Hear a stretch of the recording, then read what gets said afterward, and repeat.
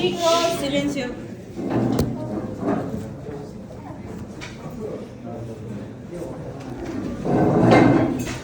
Doctora, compañeros, muy buenas tardes. Para esta oportunidad nuestro grupo va a desarrollar el tema de tumores de mediastino. Pero antes de hablar como tal del tema, vamos a hacer un pequeño recordatorio de lo que es la parte de la anatomía, más que todo porque si nosotros entendemos más que todo las estructuras y la localización de estas, es mucho más fácil entender cada una de las lesiones que se presentan en el mediastino. Entonces, de manera general, recordemos que el mediastino es aquel compartimento o espacio intratorácico comprendido entre lo que es el esternón y la columna, por debajo de la apertura superior del tórax y por encima del diafragma. Y anatómicamente lo dividimos en un mediastino superior e inferior. Y este mediastino inferior lo dividimos en un mediastino anterior, uno medio y uno posterior. ¿Cuáles son sus límites? Como ya les decía, la parte superior es la apertura superior del tórax o la base del cuello, el límite inferior es el diafragma, los laterales son pulmones y pleura, y para hacer la división entre lo que es un mediastino superior e inferior, nosotros trazamos una línea imaginaria entre lo que es el ángulo de Lewis hasta lo que es el disco intervertebral entre T4 y T5. Y para poder dividir el mediastino inferior en lo que es el mediastino anterior, medio y posterior, básicamente usamos de guía lo que es el pericardio. Todo lo que esté por delante de la hoja anterior del pericardio, mediastino anterior. Por detrás de la hoja posterior del pericardio, mediastino posterior. Y entre ambas hojas, mediastino medio. ¿Cuál es su contenido? En lo que es mediastino superior hay que recordar que son básicamente los órganos de entrada y salida. Entonces tenemos acá lo que es timo, tráquea, esófago. Las arterias, lo más importante, recordar el callado de la aorta, el tronco trabeocefálico, la carótida izquierda y la subclavia izquierda. De las venas, lo más importante, vena cava superior y las venas brachiocefálicas. Vasos linfáticos, parte de lo que es el conducto torácico, y los nervios, pues el nervio vago, el conducto simpático, el nervio laringeo recurrente y los nervios frénicos. En lo que es el mediastino anterior, recordar que todavía se continúa parte del timo, y en los casos de los adultos pues ya es tejido graso. Lo que son arterias, parte de lo que es las mamarias internas, igual con las venas, y los vasos linfáticos. En el mediastino medio lo más importante es el corazón y los grandes vasos. Lo que es la aorta ascendente, las arterias y venas pulmonares, y también lo que es la vena cava superior. También lo que es un paquete de los vasos linfáticos y los nervios, el nervio frénico. Y en el mediastino posterior, más que todo hay que recordar lo que es el esófago y los bronquios fuente, lo que es la aorta descendente, la vena ácigos, la vena hemiácigos, y también lo que es el nervio vago y también el conducto simpático torácico. Ahora, más importante que esa clasificación es recordarlo que hay otro que es una división en base a compartimentos, que son el compartimento prevascular, el visceral y el paravertebral. Esto más que todo para poder ayudarnos en base a lo que son las estructuras y sus lesiones. Entonces, en lo que es el compartimento prevascular, es decir, todo lo que está por delante de lo que son grandes vasos y corazón, tenemos principalmente lo que es el timo, tejido graso, nódulos linfáticos y la vena brachiocefálica izquierda. Las asociaciones hacia lo que es el compartimento prevascular es básicamente las 4 T's. Recordemos, ¿no? Tiroides, timo, lo que es el terrible linfoma y los teratomas. En el compartimento visceral tenemos todo lo que es tráquea, corazón, esófago, también tenemos nódulos linfáticos y el conducto torácico. Lo importante de acá es destacar lo que son la presencia de los quistes, y en el conducto paravertebral todo lo que es la columna y también el tejido de sostén, los músculos. Importante de acá recordar que todas las lesiones principalmente está asociada a lo que son tumores neurogénicos. Entonces, como ya les decía, ¿no? Compartimento anterior, timo, terrible linfoma, lo que son los teratomas o los tumores de células germinales, y lo que son tiroides, ¿no? El bocio y otros. Compartimento central, quistes, quiste broncogénico, quiste pericárdico, quiste entérico. Y el compartimento posterior, lo que son los tumores neurogénicos, ya sean los derivados de la vaina nerviosa, los paragangliomas y los ganglionares. También está asociado a lo que son otras, como son los lipomas y los liposarcomas, que pueden estar en cualquiera de los compartimentos, pero acá se nos menciona que es a predominio del compartimento anterior.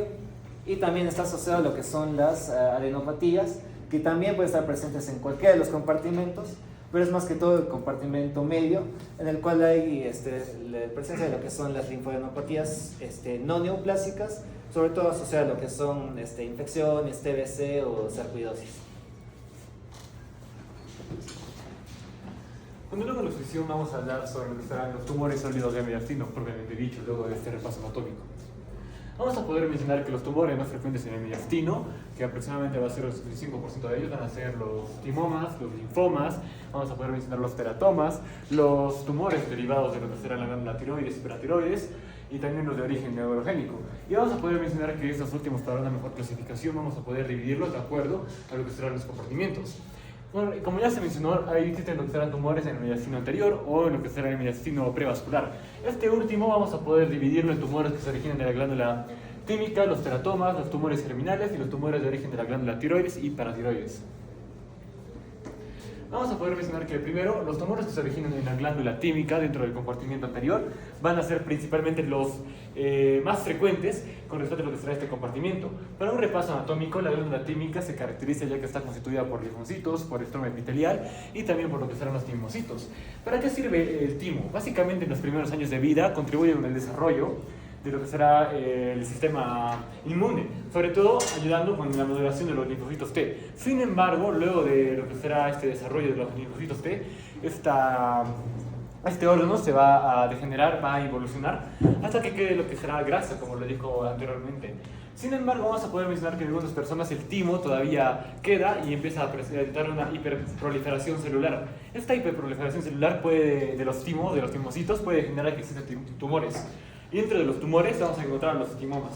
El timoma, aún siendo un tumor de crecimiento lento, va a ser básicamente una neoplasia epitelial. Esta última se caracteriza ya que presenta una incidencia de 0.3 casos en 100.000 habitantes. Y vamos a poder mencionar que se clasifica de acuerdo a la clasificación histológica de la OMS en la clasificación de Masaoka. Clínicamente los timomas van a ser, por lo tanto, un 50% asintomáticos. Sin embargo, un 95% se puede presentar síntomas locales como tos, dolor torácico, disfagia y síntomas inespecíficos, sobre todo por la compresión que va a existir de acuerdo al timoma. Con respecto al tercer diagnóstico de los timomas, vamos a poder revisar que este último se asocia principalmente, o el primer método de elección para una neoplasia del timoma llega a ser la tomografía con contraste. Es muy raro utilizar la resonancia magnética y con respecto al PET scan, la tomografía por emisión de positrones, aún sigue siendo controvertido la utilización de este examen para el diagnóstico de los timomas. Además de ello, esto es algo muy importante, es que los timomas por lo general van a asociarse a síndromes paraneoplásicos autoinmunes. Entre ellos, el más asociado al timoma va a ser la miastenia gravis, que se caracteriza de que sea una enfermedad neuromuscular. Por lo tanto, en cada paciente que podemos encontrar tal vez con miastenia gravis, característico por la facies de jugador de póker, vamos a poder mencionar que se debe realizar un descarte de un timoma, o viceversa, si se encuentra un timoma, se debe realizar un descarte de miastenia gravis o ese síndrome paraneoplásico. También es muy importante mencionar que dentro de los métodos diagnósticos, aparte de la tomografía, se debe realizar la biopsia. Esto último, sobre todo para saber cuál es la clase histológica. Con respecto al tratamiento de los timomas, este último va a depender del tipo histológico, también de la gravedad de la invasión, pero por lo general se requiere una quimioterapia y inmunoterapia. También lo que será la radioterapia. Y sobre todo se debe utilizar la cirugía. La cirugía se utiliza sobre todo la cirugía de reducción, o también conocida como la cirugía citoreductora de Debulking. Luego de ello tenemos otro tumor asociado a lo que será el timo, que es el carcinoma tímico. Este último también va a ser una neoplasia, sin embargo este último llega a ser rara y este es de peor pronóstico. Es muy similar que el timoma como tal, sin embargo este último presenta características histológicas o citológicamente distintas que le hacen ser más agresivo. Y también por lo general su terapia o su tratamiento del carcinoma tímico va a ser la cirugía. Y también tenemos los tumores tímicos de origen neuroendocrino, los cuales van a ser totalmente los más raros. Y estos últimos, por lo general, van a estarse asociando al MEN1. ¿Qué es el MEN1? Bueno, va a ser una neoplasia endocrina múltiple. Y vamos a tener MEN1, MEN2A y MEN2B. Sin embargo, el MEN1 es el que nos interesa aquí. Y también vamos a poder visitar que, por lo general, para su tratamiento va a ser también la resección quirúrgica y la radioterapia. Luego de ello también en el compartimiento anterior, aparte de los timomas, tenemos a los teratomas. Los teratomas básicamente van a ser neoplasias de tumorales embrionarias relativamente muy frecuentes. Y estas últimas derivan de lo que serán las 3 hojas blastodérmicas de la generación. Vamos a poder mencionar que estas últimas van a ser frecuentes, sobre todo en pacientes jóvenes. Así que si un paciente joven, un punto de corte se menciona que es menos de 30 años, presenta por lo general una masa medicinal en la medicina anterior, pues nosotros podemos estar sospechando de un teratoma.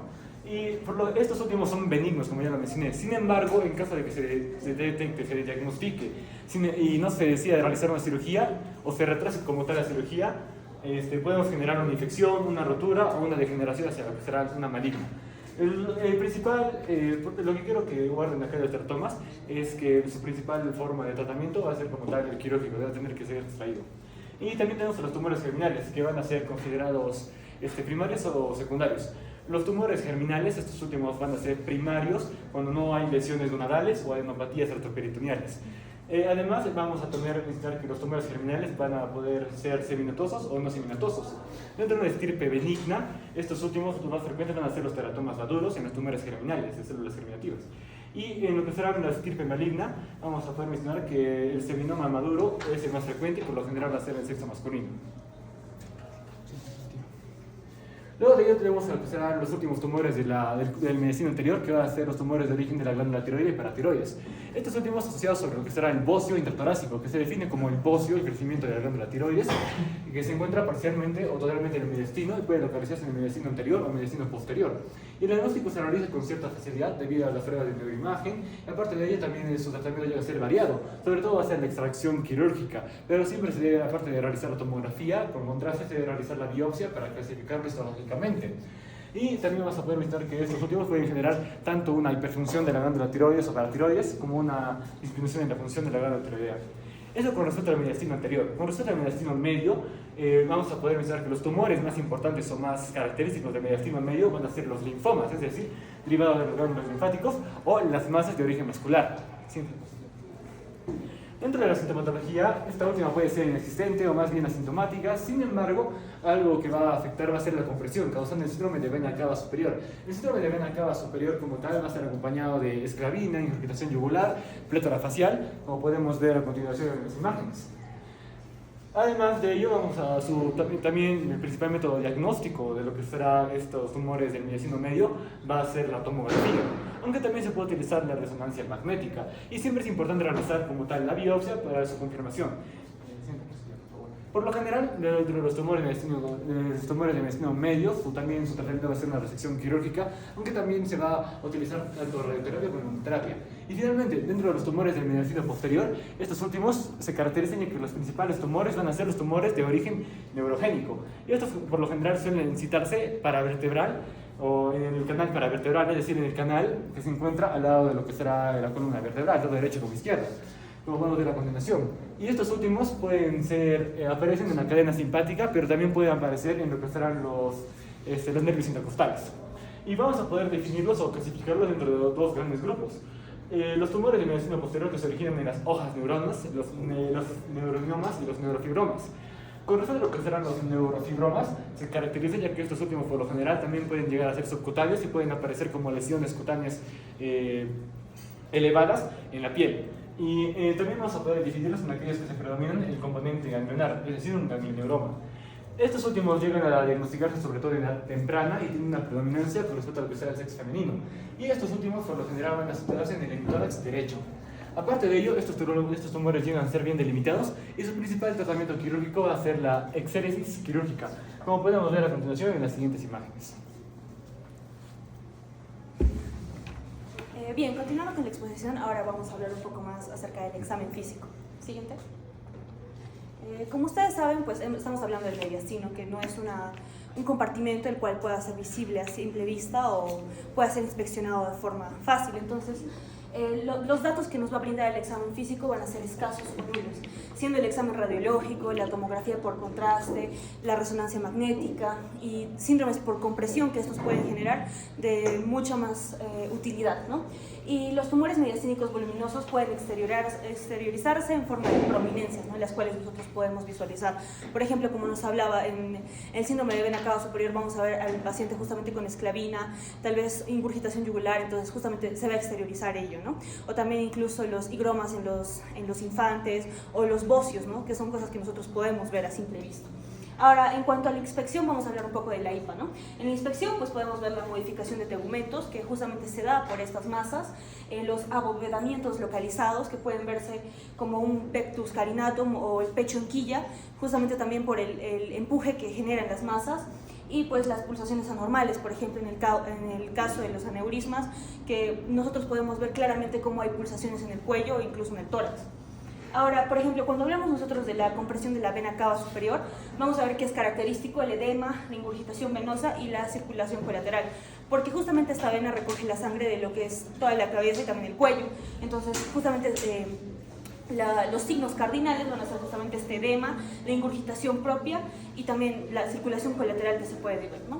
Siguiente.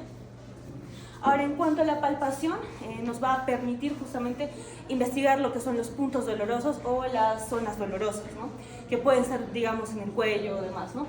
Entonces, no se debe omitir la palpación cuidadosa del cuello y de las fosas supraclaviculares del paciente, que es un asiento frecuente de tumefacciones ganglionares en las neoplasias malignas de mediastino. Nosotros tenemos que buscar por adenopatías cervicales, etc. Por ejemplo, en el caso de patología de la glándula tiroides, nosotros también podemos ver lo que son las maniobras, ya tanto de la Hay como de Kervay, ¿no? Justamente para investigar sobre este bocio.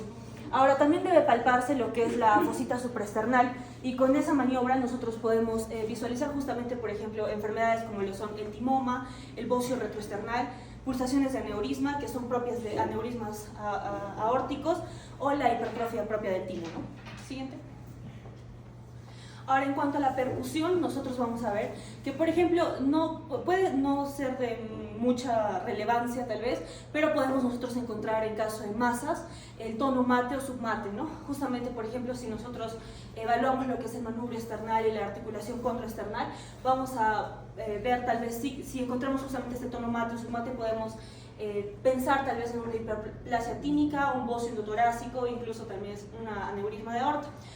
También podemos indagar en las vértebras segunda a quinta dorsales, encontrando incluso formaciones ocupantes del mediastino posterior, esto en el caso de masas mediastínicas del mediastino posterior, que como hemos visto tienen más relación con lo que es el sistema nervioso, ¿no?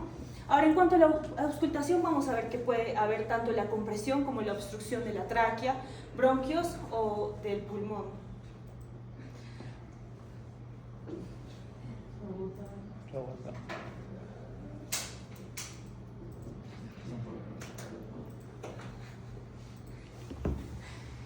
Bueno, continuando, podemos ver que hay en la auscultación, justamente nosotros podemos hallar lo que es la compresión u obstrucción de la tráquea, bronquios y pulmón, ¿no? Dependiendo de justamente dónde se encuentra nuestra masa. También los signos por compresión, que es mayormente lo que nos va a dar la sintomatología del paciente con masa mediastínica. También puede generar, por ejemplo, en los grandes troncos arteriales, la presencia de algunos soplos, ¿no? También las condensaciones mediastínicas en relación de contigüidad con otros órganos, y podemos incluso llegar a escuchar un murmullo vesicular disminuido o abolido. Siguiente. En cuanto a la clínica, que tiene mucha relación con el examen físico, siguiente, vamos a hablar un poco acerca de justamente cómo es la presentación inicial de estos pacientes. Nosotros tenemos que saber que la mayoría de pacientes con masas mediastínicas van a ser asintomáticos, ¿no? Entonces, justamente por ello, va a hacer un hallazgo incidental en los estudios de imagen. Viene el paciente, digamos, que requiere algún tipo de estudio avanzado, ya sea una TC, una RX o una resonancia magnética, y pues se hallan, ¿no? Justamente esas masas mediastínicas, ¿no? A lo que nosotros llamamos incidentalomas, ¿no? Los hallazgos pueden variar desde lo que son hallazgos mediastínicos sutiles hasta un mediastino incluso ensanchado o una gran masa en el mediastino, ¿no? Por ejemplo, cuando nosotros tenemos aquí la imagen de una vista anteroposterior de una radiografía de tórax que muestra justamente una hernia paraesofágica identificada como una masa retrocardíaca, que es un hallazgo sutil en una, digamos, radiografía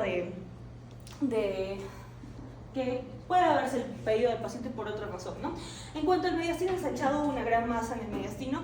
Aquí vamos a ver, por ejemplo, una radiografía de tórax anormal en un paciente con una gran masa mediastínica anterior, ¿no? Que se puede visualizar aquí. Siguiente. En los síntomas, si se presentan estos síntomas, como les dije, la mayoría de pacientes son asintomáticos, vamos a ver que pueden ser porque hay un efecto de masa directo sobre el órgano o tal vez la estructura vascular a la que están comprimiendo, o pueden ser incluso efectos sistémicos de la enfermedad que están generando, ¿no? Como vamos a ver a continuación, o también lesiones malignas. Usualmente cuando los pacientes ya presentan sintomatología es porque la enfermedad es maligna en su mayor parte de casos. Pero tenemos que recalcar que un tercio, nada más de estas masas mediastínicas llegan a ser malignas. Ahora, en cuanto a los efectos de masa mediastínica, vamos a ver justamente, ¿no?, la afectación directa o por la compresión que van a hacer en las diferentes estructuras. Entonces, justamente por ello, ya que hay una gran cantidad de estructuras, también va a haber una amplia gama de síntomas, ¿no? Y estos pueden incluir, por ejemplo, la tos, que puede ser seca o irritativa en la mayoría de los casos, pero también puede ser de cierta forma mucoso mucoide si es que comprime alguna estructura bronquial y genera algún atrapamiento de mucus, ¿no? Puede haber también estridor, puede haber incluso hemoptisis, disnea, en el caso de que, por ejemplo, comprima justamente los bronquios, la tráquea, y puede haber justamente también hinchazón facial o de los miembros superiores, ¿no? Justamente como en el síndrome de vena cava superior. También puede darse una hipotensión e incluso un síndrome de Horner, si es que afecta o llegar a afectar a los ganglios cervicales, ¿no? Entonces, sabemos que el síndrome de Horner va a ser un síndrome simpático que justamente se va a visualizar a la inspección del paciente, ya que tiene miosis, tiene anhidrosis, tiene tosis palpebral e incluso puede llegar a tener enoftalmia, ¿no?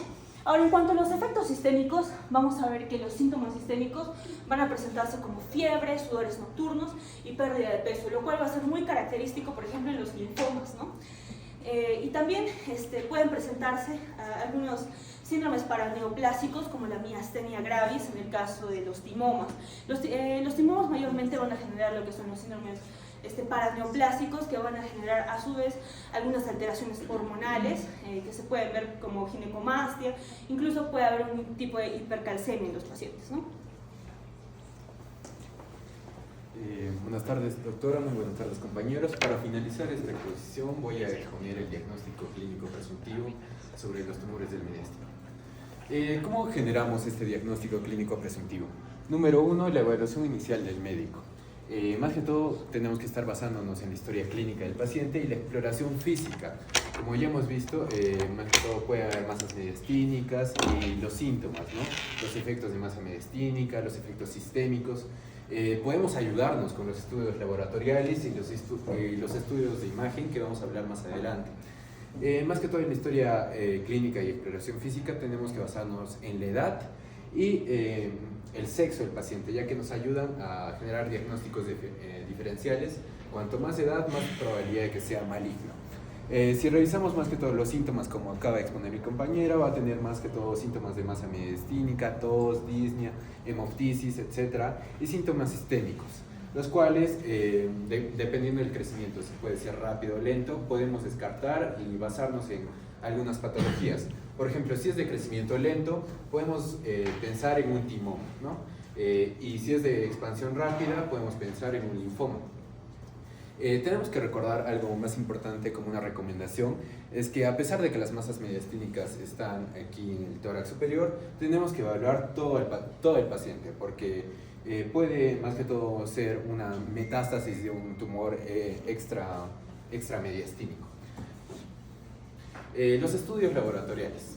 La recolección más que todo de la sangre periférica y el análisis de marcadores tumorales pueden respaldar nuestro diagnóstico y sospecha diagnóstica de estos tumores. Los principales que se recomiendan con los marcadores tumorales suelen ser tanto el timoma como el tumor de células germinales. Hay varios más que todo marcadores, como los anticuerpos antirreceptores de acetilcolina, más que todo positivos en pacientes con tumores tímicos. Indicamos la presencia o anticipar de miastenia gravis también. La alfa-fetoproteína puede salir positivo entre el 60 al 80% de los casos en disembriomas no seminematosos y presentar incluso en tumores malignos de células germinales. La gonadotropina coriónica humana o la beta-HCG también es un marcador y puede ser en tumor de células germinales seminematosos, ¿no? Y en el no seminematoso en el 30 al 50%. El lactato de destrogenasa o el LDH también puede estar presente en desembrioma seminematoso y en linfomas. La imagenología. Lo ideal en estos tumores suele ser la tomografía computarizada con contraste.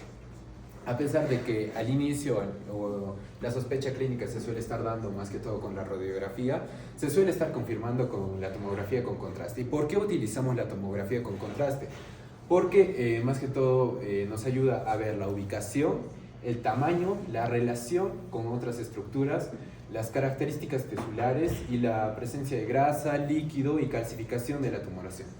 Podemos utilizar otras ayudas o exámenes imagenológicos como la resonancia magnética, que nos ayuda a diferenciar si es una compresión o una invasión. Podemos utilizar el PET o la tomografía por emisión de positrones, que monitorea la respuesta al tratamiento de masas mediastínicas, ¿no? Sospechosas como linfoma, pues engañoso, y la captación de lesiones benignas. La resonancia puede también utilizarse y nos menciona que suele ser importante porque es mejor que la tomografía para determinar si una masa se extiende a los agujeros neurales o al conducto raquídeo. Hay múltiples exámenes imagenológicos como la gammagrafía con tecnesio, el meta-yodobencil-guanidamida y la ecografía escrotal. Bueno, con esto se está acabando nuestra exposición y como un recordatorio antes de terminar, y algo que todos debemos saber es que los tumores del mediastino, el mediastino se suele estar dividiendo en dos partes, ¿no? En un mediastino superior y un mediastino inferior. El inferior se divide en anterior, medio y posterior.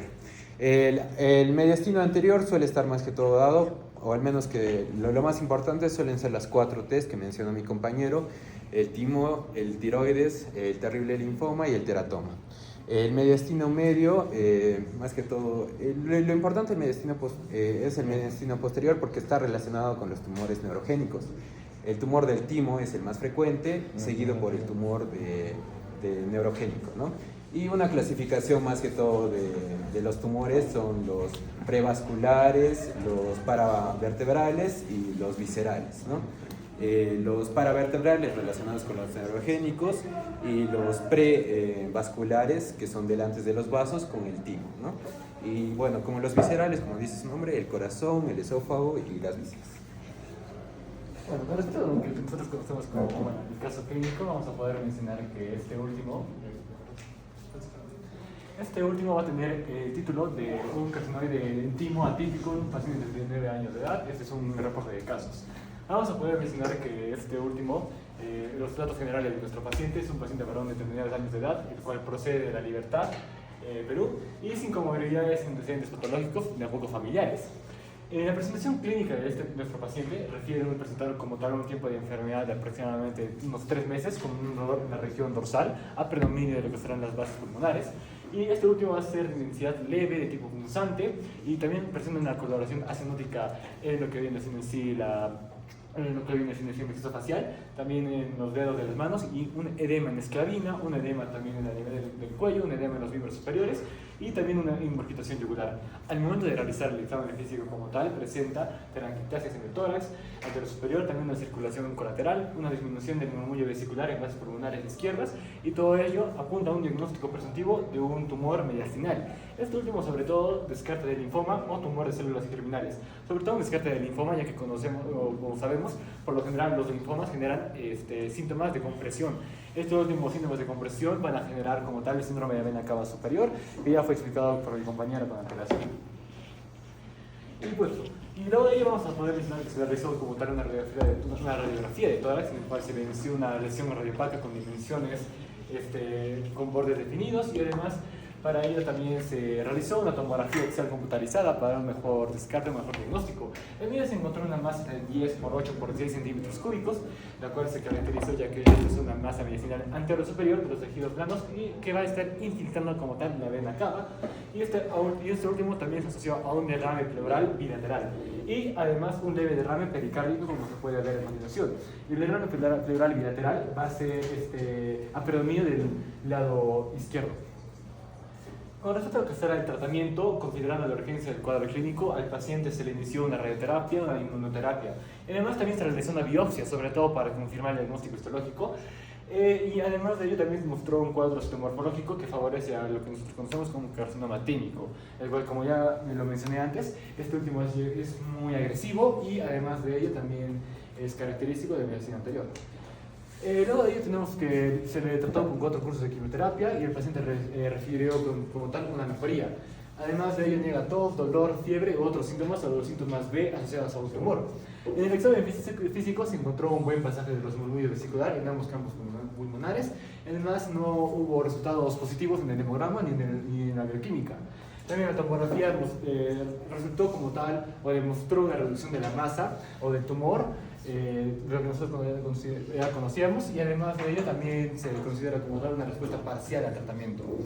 Así a la discusión, vamos a poder mencionar que el carcinoma del timo es una patología muy poco frecuente, pero caracterizada por una gran agresividad y además un peor pronóstico en aquellos pacientes que lo presentan. Además de ello, presenta una tasa elevada de metástasis y unas manifestaciones clínicas, por así decirlo, diversas, específicas. Y según lo que será el sistema de clasificación de los estudios del tumor de metástasis, lo que nosotros conocemos como también de las masas típicas mediastinales, se pudo observar un compromiso de vena cava superior, no presenta como tal un compromiso ganglionar, además ausencia de metástasis en pleura, pericardio y sitios distales. Y bueno, dentro de lo que será dentro de lo que serán las investigaciones realizadas en el tratamiento primario de elección, aún no se encuentra como tal un tratamiento seguro, un tratamiento como tal perfectamente efectivo. Aún se siguen viendo nuevos tratamientos quirúrgicos incluso para lo que será ese carcinoma tímico, pero sobre todo mencionar que este último, su tratamiento principalmente va a ser la resección quirúrgica, pero aparte de ello debe ser manejado por múltiples profesionales, como podemos observar a continuación. Esos tratamientos deben ser discutidos con un equipo multidisciplinario y por lo general deben ser tratados en centros oncológicos. Ese sería nuestro caso clínico. Y ahora continuando con el artículo acerca de tumores en el intestino, pues bueno, tenemos aquí, ¿no? Que va a ser tumores y pseudotumores mediastínicos, una revisión integral con énfasis en el enfoque multidisciplinario. Primero, el diseño del estudio. Bueno, el tipo de estudio es una revisión narrativa de carácter observacional y retrospectivo basada en la experiencia clínica y anatomopatológica de más de 900 casos en un hospital terciario. El nivel de evidencia es un nivel 4. El lugar es el Hospital Marie Lannelongue de Le Plessis-Robinson en Francia. El periodo, bueno, son casos recolectados en un periodo de 9 años entre 2010 a 2019, o perdón, 10 años. Participantes, son 942 participantes con tumores y pseudotumores primarios del mediastino. En cuanto a la metodología, vemos que se utilizó una clasificación topográfica del mediastino según los modelos. Aquí nos habla de 2 modelos muy interesantes, que es el JARC y el ITMIG, ¿no? El JARC, el cual son 4 compartimentos, lo dividen en los 4 compartimentos que hemos visto, el superior, el anterior, y en el inferior, el anterior, el medio y posterior. Y el ITMIG, ¿no? Que son 3 compartimentos, que son el anterior, el medio y el posterior, basándose en cortes axiales de tomografía computarizada. Los casos se clasificaron por compartimentos anatómico y tipo histológico, con énfasis en 1, el diagnóstico por imágenes, ya sea el TC o el PET scan, 2, la caracterización inmunohistoquímica o histopatológica, y el 3, el enfoque multidisciplinario para toma de decisiones diagnósticas y terapéuticas. Ahora, en cuanto a la metodología y los criterios diagnósticos, los cuales fueron utilizados en este estudio, fue la identificación del compartimento de origen, lo cual es clave para orientar el diagnóstico diferencial. Es algo de lo que nos habla bastante el artículo, el cual le da bastante relevancia, además del sexo, etcétera, que ahorita vamos a ver. La integración de datos clínicos, como ya comentamos, la edad, el sexo, los síntomas asociados, por ejemplo la miastenia gravis, el síndrome de vena cava superior, lo cual justamente considera bastante importante este artículo, ya que es una asociación de varios datos que tenemos del paciente. Los marcadores séricos, como la alfa-fetoproteína, la beta-HCG y la lactato de deshidrogenasa en tumores germinales, y las biopsias orientadas según sospecha clínica, ¿no?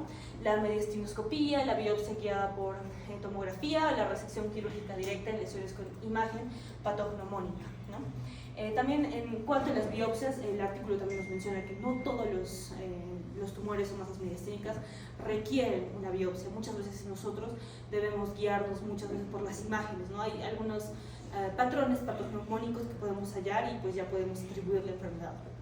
Ahora, en cuanto a las variables evaluadas, pues las variables clínicas, la edad, el sexo y los síntomas locales y sistémicos. Las anatómicas, la localización del tumor por compartimento. Las histológicas, el tipo tumoral, benigno versus maligno, y el patrón celular, y así como también el inmunofenotipo. Los diagnósticos complementarios, como la imagenología, la biopsia también está dentro de esto, y los marcadores séricos. Y el pronóstico, pues que se da según el tipo histológico, la respuesta al tratamiento y la presencia de metástasis. Ahora, en cuanto a los resultados generales que se obtuvieron en este estudio, podemos ver que en el caso de los timomas, pues fue la mayoría de casos, ¿no? Por un total de 239 casos que representa el 25.4%, con una edad media de 58.4 años. En cuanto a los linfomas, le sigue con un total de 214 casos, que representa el porcentaje de 22.7 y predomina en el mediastino anterior, ¿no? El Hodgkin, el 110 casos, ¿no? En total. Incluso en su variante esclerosis nodular, que es más frecuente incluso en lo que son mujeres de 10 a 30 años. Ahora, en cuanto a los tumores germinales, fue el tercer puesto con 71 casos, en un 7.5%, con una edad media de 30.7 años, y pues los tumores neurogénicos posteriores, como los schwannomas, los ganglioneuromas y neuroblastomas, ¿no? Los quistes congénitos, que fueron 105 casos, con un 11% como broncogénicos, pericárdicos y mullerianos. Ahora, ¿cuáles fueron los hallazgos relevantes de este estudio? La tasa de miastenia gravis en timomas, ¿no? Que fue un 35%, ¿no? Entonces vemos que está bastante asociado lo que es considerado este síndrome paraneoplásico de los timomas, ¿no? Y es más común en los subtipos B2 y B3. Ahora, los linfomas mediastinales primarios, el diagnóstico clínico fue sugerido por imagen y edad, y la confirmación mediante lo que es la biopsia. El subtipo más frecuente fue Hodgkin, como les había comentado, la esclerosis nodular, ¿no? Los seminomas mediastinales, que es exclusivos de varones, buen pronóstico con quimioterapia, ¿no? En cuanto a los tumores no seminomatosos, que son de mal pronóstico y pobres respondedores a lo que es la quimioterapia. Y en cuanto a los criterios imagenológicos claves, el patrón en tomografía, pues la homogeneidad, las especificaciones, el centro de masa, y un uso de método, el Center Method, para definir justamente cuál es el origen. Como les había comentado, es muy importante que nosotros podamos definir de dónde viene esta masa mediastínica, ¿no? Y los marcadores diagnósticos, como ya habíamos comentado también, la alfa-fetoproteína, la beta-HCG para los germinales, y la CD30 y CD20 para lo que son linfomas, ¿no? En cuanto a la discusión, tenemos que el artículo enfatiza la heterogeneidad del mediastino, ¿no? Y la necesidad de un enfoque sistematizado y multidisciplinario que incluya radiólogos, cirujanos torácicos, oncólogos y patólogos. Y la clasificación topográfica, que es útil no solo para el diagnóstico, sino también para la planificación quirúrgica. Ahora, se subraya también que la importancia de una adecuada toma de biopsia según el tipo de sospecha, ¿no? Por ejemplo, debemos evitar biopsia en teratomas maduras o timomas con imagen típica. Y se mencionan nuevas entidades moleculares, ¿no? Como los tumores deficientes de SMA-RCA4 con mal pronóstico y un diagnóstico histológico complejo. Siguiente. Aquí también el artículo nos muestra algunas imágenes justamente de este enfoque multidisciplinario en el cual nosotros vamos a hacer un mix, por así decirlo, de lo que es la imagenología, así como también de la patología, ¿no? Siguiente. Aquí también otro, de un quiste mulleriano, ¿no? Su imagen típica y también cómo es que se ve en la anatomopatología. Siguiente. Ahora, en cuanto a las conclusiones de este artículo, vamos a ver que este artículo va a representar una revisión especializada y altamente útil para lo que es la práctica clínica. sobre todo en entornos de atención terciaria, ¿no? Y si bien no es un estudio con comparaciones estadísticas entre grupos, su valor va a residir en ¿qué? En la magnitud de la casuística, porque ya vimos que fueron más de 900 casos, fueron en total 942 casos, el detalle histológico, imagenológico y clínico por compartimiento y su utilidad como referencia diagnóstica y terapéutica para tumores poco frecuentes. Y eso sería todo, gracias.